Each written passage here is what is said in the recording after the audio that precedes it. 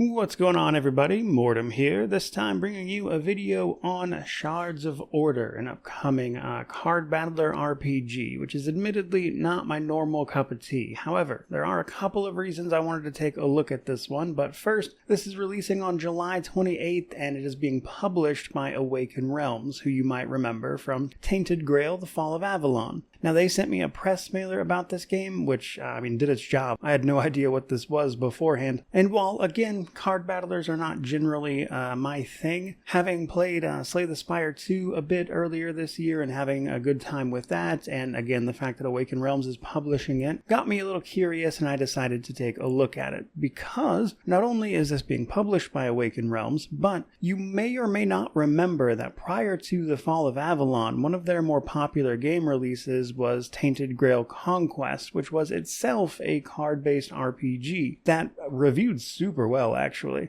In putting all that together, again, I just got curious and figured I would share that with everybody else, and thus, here we are. So, probably worth a mention that if any of this is interesting to you, they do have a free demo over on Steam that you can check out for yourself if you please, but the full version should be releasing in a couple weeks. Now, let's talk about the game itself. So, this particular title is somewhat focused on the RPG side of things in the sense that the game is set in a land where the laws of reality are coming undone. The world is quite literally falling apart as order has fallen into chaos and the rules that governed how things work are no longer functioning. Your job, basically, is to guide 3 heroes, each with their own mechanics and everything, as one party, to defeat a whole bunch of upsetting entities as you attempt to gather up the Shards of Order, as it were, to restore some of these laws and try to save what is left of this seemingly doomed world. You see that a little bit in the available demo here via a shard of life that governs like the revive mechanic that we'll get to.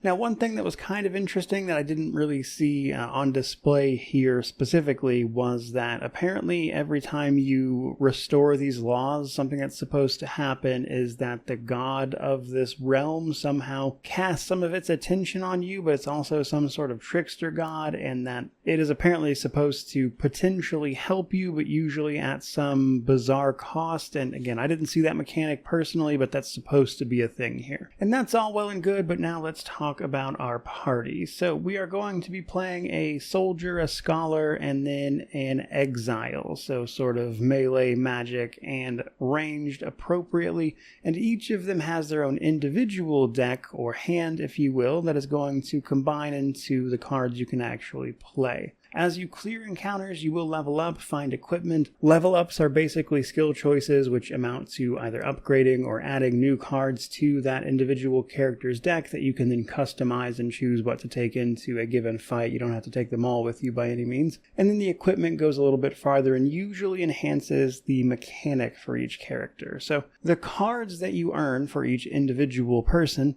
unsurprisingly have their own mechanics and themes that all sort of play and interact with each other. The soldier's is really simple. He earns rage.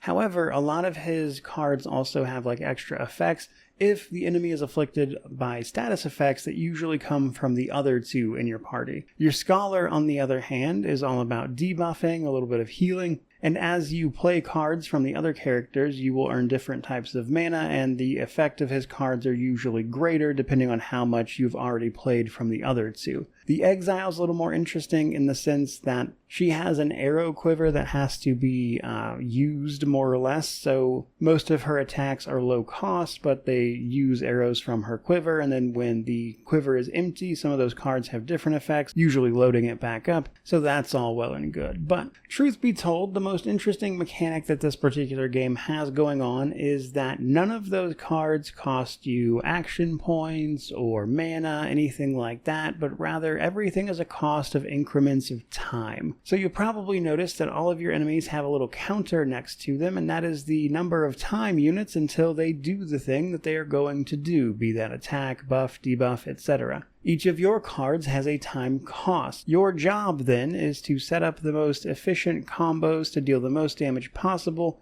while using as little of the time as possible to both avoid incoming damage but also reduce it on the enemy. Now, I will say, just from having played many games, I kind of see where the end game of this is going already, and it's probably going to be, of course, doing everything in your power to absolutely minimize the amount of turns that the enemy can take by any means necessary. So even in this demo, there's an item that will increase the counter if you redraw with nothing in your hand. There are abilities that just straight up give them more time on their timer. And I would imagine that stuff is going to be incredibly important compared to basically anything else, because if you can keep an enemy completely locked down, then they are functionally useless. However, one thing that is going to limit you a little bit is naturally the RNG that comes with basically anything card-based, in the sense that your hand is a bit limited. So you can redraw said hand at a cost of 3 time units, but if you use enough cards from your hand, that reduces to 0, and you can redraw them for essentially free. There are mechanics that play into the redraw mechanic, however. Like, for instance, there was an item that if I had no cards in my hand, when I hit redraw, it would actually add time to enemies' timers, as an example. So that one was, of course, pretty useful. And then there are cards who have an extra effect if they are the last card in your hand, that kind of thing. There are also the usual things like discard mechanics, various debuffs that you can use, like weakness or applying vulnerable to an enemy for reduced or increased incoming damage. Your own cards will of course play off of all those status effects, and that combined with equipment effects is of course where a lot of the nuance to the individual gameplay and strategies come from, in the sense that you're obviously going to build your deck a little bit, both in the literal sense that when your characters level up, you pick and choose what cards you are upgrading or gathering, and then you can choose what is actually in the deck that you're going to draw from. So you've got a fair bit of control over everything you are doing. But I did also want to mention that, as with many of these games, outside of these individual battles, there's also a handful of other interactions, namely in the form of these nodes as you'll be traveling along this little set path on a map. Seemingly not in any sort of like roguelike sense. This seems to be like a pretty well-defined map and experience. I don't know exactly how freeform it is or what the scope of it's going to be ultimately, but this seemed to be like set encounters and interactions and everything. But some of those interactions are defined a little bit by the cards you have available to you. These don't need to be in your deck to pop up in conversation, but based on the cards you have access to, you might have some different options for individual little text encounters, which I thought was an interesting touch, as well as the actual time mechanic, because not only do you use these cards in combat, but they also come up in certain situations as like dialogue options, more or less, in the text events, which again, just an interesting little touch. But the rest of the game is more or less what I would expect going into a card battler, and it probably doesn't need too much of an explanation otherwise, and I think that's just about it. I think there is meant to be a couple of other mechanics that are not necessarily shown in the demo. Like I mentioned, they talk about that god that's supposed to have some sort of mechanic associated with them.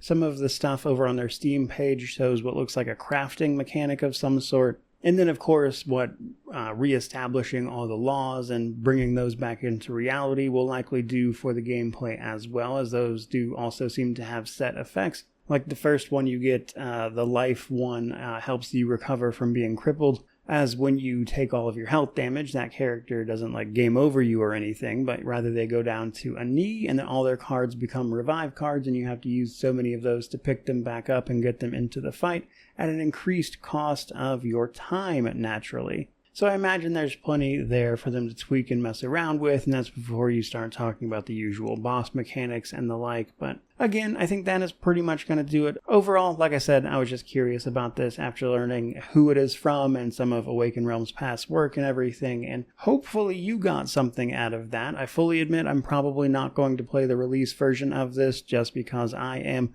busy trying to get through all the games I want to get through before the back half of August and September start bringing a whole bunch more releases, but right now it's fairly quiet and it seemed like a good time to go over this. So either way though, hope you enjoyed the video. If you did, like, comment, subscribe, all that YouTube jazz. Let me know how you feel about this one down in the comment section below. But regardless of any of that, truly, just thank you so much for watching. I really do appreciate it. May you wander in wisdom and have an amazing day.